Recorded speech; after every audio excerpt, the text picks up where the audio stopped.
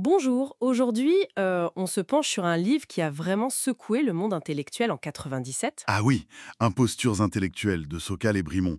Un sacré pavé dans la mare à l'époque. Exactement, un ouvrage qui a suscité et suscite encore pas mal de débats. Notre mission, si on peut dire, c'est de décortiquer un peu leur critique centrale. Tout à fait, et de le faire en se basant sur ce qu'ils ont écrit, bien sûr. Alors pour rappeler le contexte, tout part d'une blague en fait. C'est ça. Une parodie, un canular monté par Alan Sokal, qui est physicien. Il envoie un article volontairement absurde à une revue d'études culturelles Social Text. Et il le publie. Incroyable, mais vrai. Et c'est suite à ça qu'il écrit le livre avec Jean Brimont, lui aussi physicien. Mais leur but, ce n'était pas de démolir la philosophie ou les sciences humaines en général, si je comprends bien. Non, non, ils insistent beaucoup là-dessus.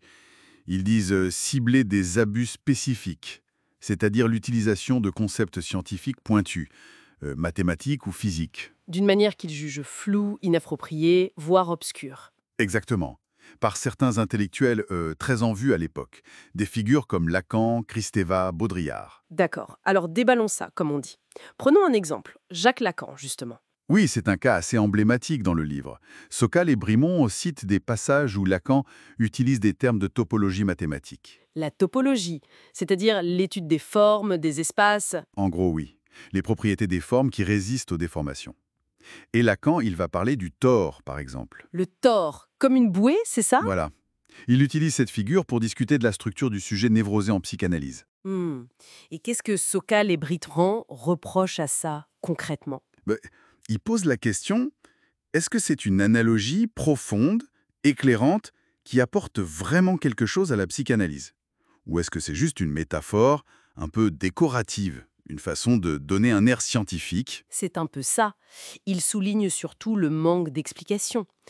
Pourquoi précisément le tore? Pourquoi importer ces concepts mathématiques complexes comme espace compact, voisinage, coupure? Des termes très techniques, effectivement. Voilà. Est-ce que leur usage est justifié? Est-ce qu'il est rigoureux? Ou est-ce que ça crée surtout un jargon qui impressionne, mais qui au fond est peut-être un peu vide de sens dans ce contexte précis? C'est la question de l'abus de langage scientifique, en somme. C'est exactement ça. Et Lacan, ce n'est qu'un chapitre. Le livre examine aussi Julia Kristeva et ses références à la théorie des ensembles. La théorie mathématique des collections d'objets. Oui, ou encore Baudrillard, qui parle de théorie du chaos, de géométrie non euclidienne. Paul Virilio, sur la physique, la vitesse. Et à chaque fois, la critique est similaire. Utilisation jugée trop métaphorique, pas assez rigoureuse de termes scientifiques. Globalement, oui. Il pointe ce qu'il voit comme un décalage entre le sens technique précis des concepts et l'usage qui en est fait dans ces textes philosophiques ou sociologiques. Si on essaye de voir la vue d'ensemble, qu'est-ce que Sokal et Bricmont cherchent à défendre, au fond? Je crois que leur démarche soulève des questions importantes sur la clarté, sur la rigueur intellectuelle. Ils s'inquiètent d'une certaine tendance au relativisme. Le relativisme cognitif. L'idée que les faits objectifs, la vérité scientifique, seraient secondaires par rapport aux discours, aux interprétations. C'est un peu ça. Dans leur épilogue, ils défendent une approche rationnelle, l'importance de la preuve, de la logique. Ils défendent le statut de la connaissance scientifique face à ce qu'ils perçoivent comme un certain obscurantisme. Mais ils redisent bien que ce n'est pas une attaque contre les disciplines elles-mêmes. Absolument. Ils le martèlent. La critique porte sur des abus précis, sur des textes précis, pas sur la psychanalyse, la sociologie ou la philosophie en tant que telle. Alors, si on devait résumer, que retenir de cette exploration de impostures intellectuelles? Que c'est avant tout une critique très ciblée.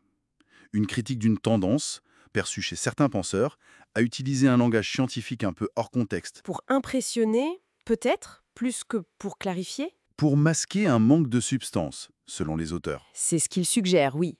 Ça met vraiment en lumière l'importance de l'esprit critique face au discours, surtout quand il jongle avec des concepts venus d'ailleurs.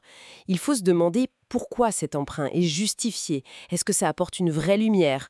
Exactement. Ou est-ce que ça sert surtout un effet de style, un argument d'autorité? Discerner ça, c'est crucial. Une compétence essentielle, en effet. Le débat reste ouvert sur la rigueur, sur la communication entre disciplines et sur la place de la science. À bientôt et soyez vigilants à ne pas laisser le champ libre au postmodernisme.